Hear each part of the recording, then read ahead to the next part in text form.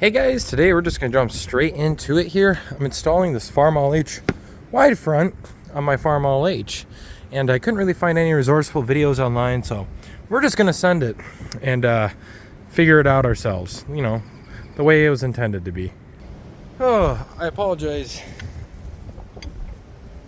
for the wind noise. Just going to have to kind of deal with that. Where did my socket go? 15/16ths, we're going to take off this front wide front here. It's held up by four 15/16 bolts. Now the bottom bolt is a 15/16, or the bottom nut. The top bolt is a 7/8.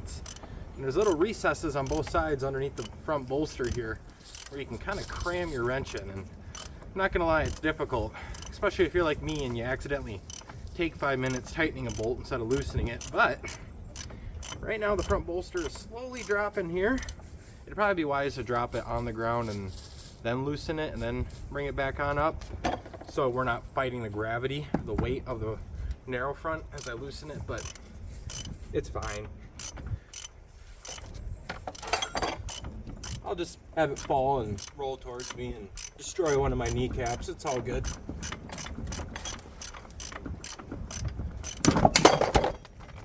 There we have it. Wide front has been taken off. Sweet. Well, I can't concur. After some struggling, we do have the wide front on. Now, I did bump into a problem here. So this plate here, only one bolt could go through. The ones that are originally on the narrow front, for this like front pedestal here, only one bolt went through. These other ones might have a few threads. For now, I'm just going to put it on as is with this one bolt and have those other ones kind of just be studs to hold it. And if I have enough thread there, I might work with that. But long term here, I think the smart decision is to actually just pull these out and put longer bolts in. But for now, I just want to get this mocked up on here because I need to use this to move some stuff before it rains. And we'll come back to that later. So if you guys are doing this, just a quick note, you're probably going to need longer bolts here for your front steering pedestal thingamabobberoo. Well, I was almost having the wide front ready to bolt in, but the problem is that there's a coolant drain neck here. Now, I don't know if mine is aftermarket, but there was a piece of pipe that threads into the bottom of the radiator down here, so you can tell where it's dripping, and that was hitting the bottom of this plate. Now, it looks like there's a hole drilled out in this plate for that, but I guess it was just drilled out in the wrong spot. I don't know, but point being is it wasn't lining up, so I had to remove that pipe. Now I just have a standard little plug that I made here that I'm just going to thread right on in the bottom there, but that is something to consider taking a look at when doing this yourself. Well, after a few choice words, a slight headache, and some manipulation, we were able to get her dialed on in here. So if I could take something out of this and tell hour ago me something, get this lined up nice and dandy and then get a ratchet strap on there to kind of hold it in place. Because otherwise, if you're trying to do this on gravel, and also get a board to roll your floor jack on if you're doing it on gravel, you're going to jack that up, the jack's going to stay, that 4x4 is going to fall over and ruin your day. So when that inevitably happens, just make sure you have a ratchet stand or ratchet strap there to hold it. But now I was able to start the first bolt, so it should be all downhill in a good way from here. Just tightening up the last bolt here.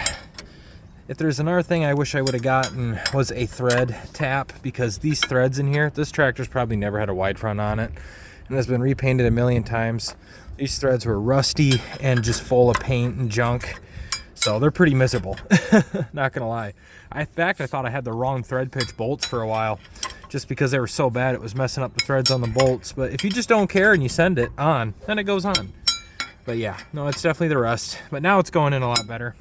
But yeah, another thing that this tractor wide front is missing is there are supposed to be two gusset arms that go from here up to the frame. And there's also some holes here. Truth be told, I'm not sure what they're for. I'm guessing maybe people drilled holes in their frame or bolted up there. I don't know.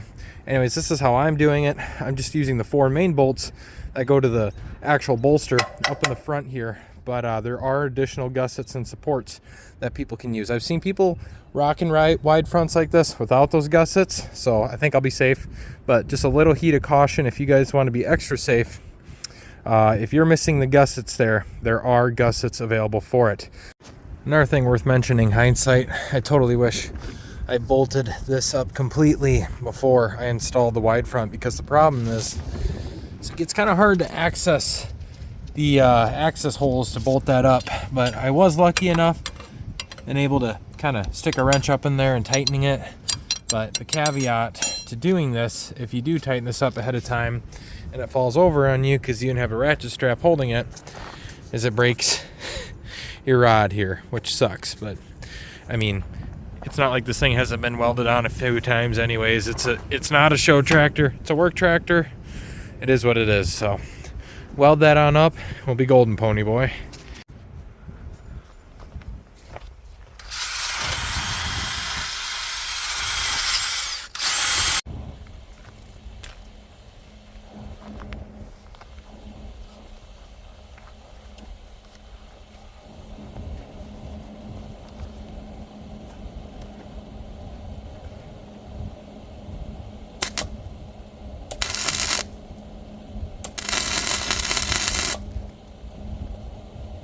That should be enough to hold it.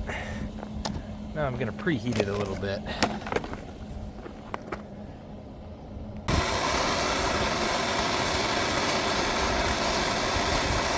Now regularly I don't advise heating up around ball joints, but this ball joint's got more rocks and gravel in it, and it's looser than a screen door on a trailer house. That ain't gonna pop or hold any pressure.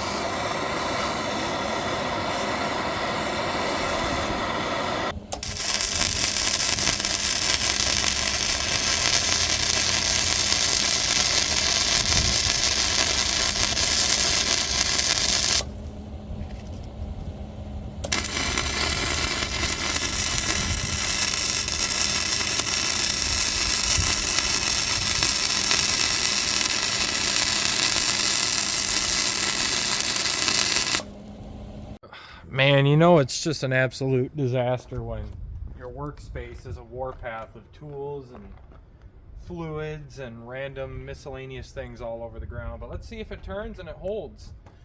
Keep in mind, there's only one bolt holding this in on the front, but the other four are in there and they're acting like studs, so I'm not afraid of them going anywhere. But that is something that I'll need to fix at a future date.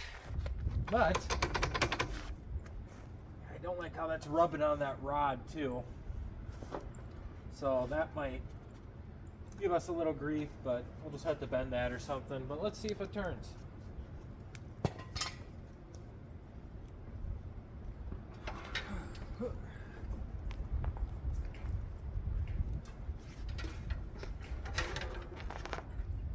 Yeah, with considerably more effort than a narrow front, which was to be expected, but turns. I'll have to give it a little driving around and see how it feels. Definitely feels weird sitting on an H and having a wide front. Never had that. All right. Another nice thing about having a wide front is it makes doing the cooling a lot easier. Yeah, it looks like I didn't spill all of it on the ground. Probably could use a little bit more, but that's all right. Oh, man, I miss having a wide front, but the narrow fronts are nice, and I do prefer them, but I'd rather have a wide front when baling hay. Well, without further ado, let's try her on out.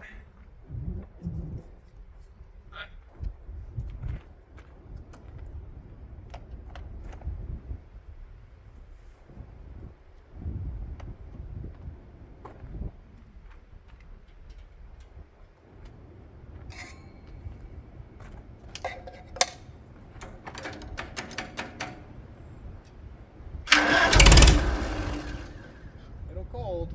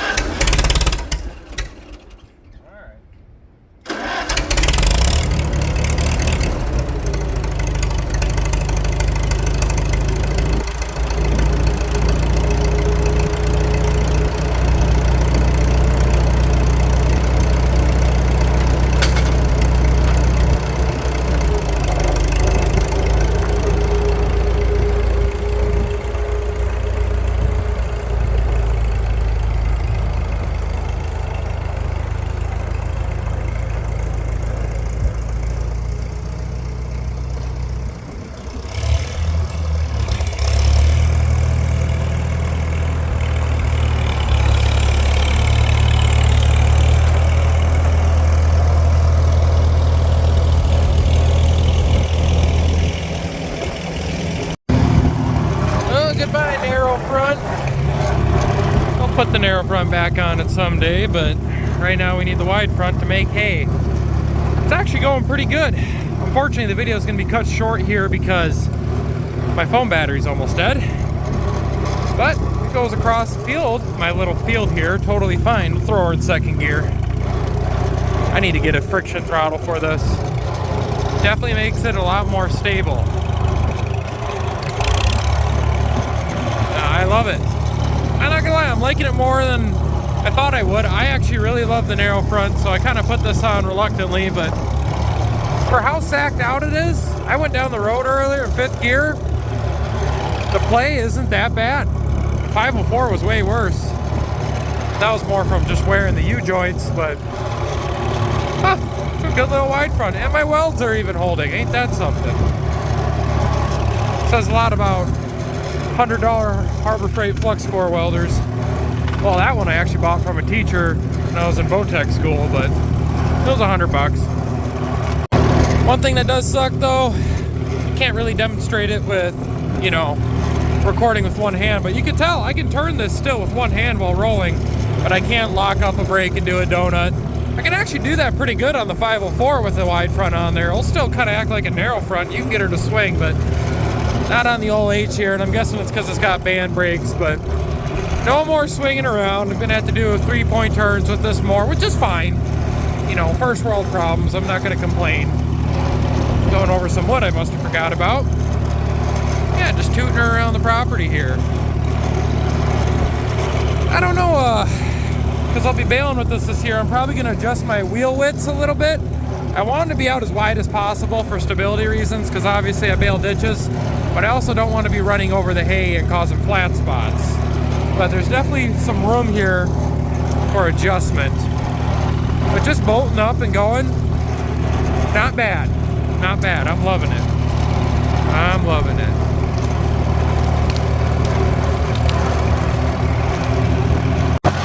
I'm sick of these Minnesota days where, you know, it's 71 day and 30 today. What does the watch say?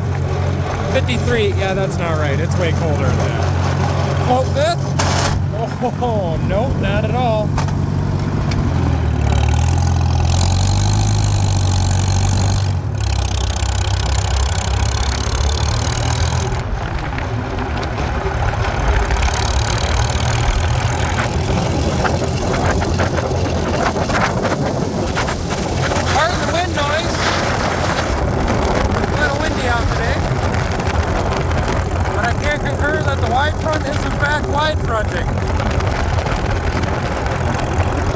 Pretty sweet.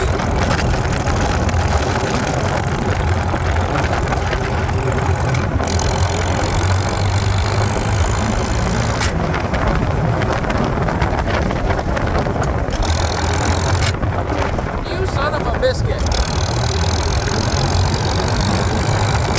Gosh dang it. Alright, I'm putting the phone down.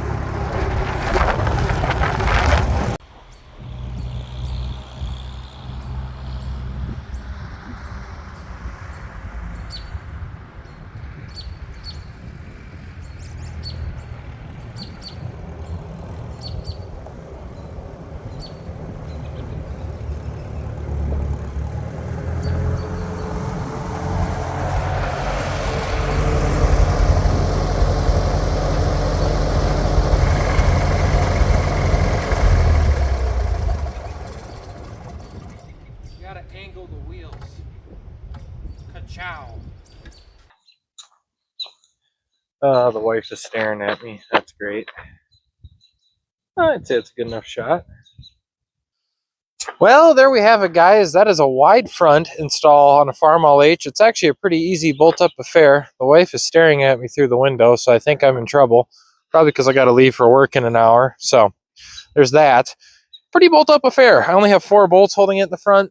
Now, obviously, there are more areas. I don't really know what these are for. Maybe for like cultivator attachments or something. There is supposed to be a gusset, but I don't have that, but it's fine. I was bouncing around the field and whatnot. I held it together. I wouldn't advise on doing that for other individuals for safety reasons, but so far it's working for me. I just cruised her down the road. The front bearings are actually feeling pretty cold. Granted, it's pretty cold out right now. But this whole wide front end needs grease. I mean, where there's a joint, there's a bunch of gravel and rocks and sand packed in. It's pretty bad. So there's that. But yeah, I'm actually pleasantly surprised with this. I thought it'd be like so, but it's actually pretty nice. I got this wide front for $300. I'm not going to complain. The tires are even holding air, and these tires go bad, I got tires for my narrow front. So yeah. Now, do I advise on getting a wide front? Well, if you're doing what I'm doing, yeah, bailing ditches, the extra security there, it actually felt pretty nice. The only thing is you can't really whip it around and do donuts, but I'm pretty pleasantly pleased with this. So expect to see more stuff on the Farmall H here. And also, if we go around to the back here, you might not be able to see, I got hydraulics hooked up on this with a Pioneer coupling. So I can lift and lower the hay bind, which I have done. I just done that off camera. But I've been getting that tested out too. So yeah, good progress here today. Good progress. Maybe someday I'll get this hood to sit nicely, but there's an alternator underneath there, and well, I can't really make that work. I'll be selling the Fire Crater H pretty soon here. And I'm going to take some goodies from that tractor and put it on there. But I want to sell that as a running and driving tractor. So I'll probably put it up at auction. But hey, maybe if some of you guys are interested, let me know in the comments below and maybe we can work something out. But I got a headache. I got to put all this stuff away. And I still got to eat dinner and go work third shift. So thanks for watching, guys. You have a good one. Please drop a like, comment, subscribe. And I hope the weather where you're at is a lot nicer than it is here.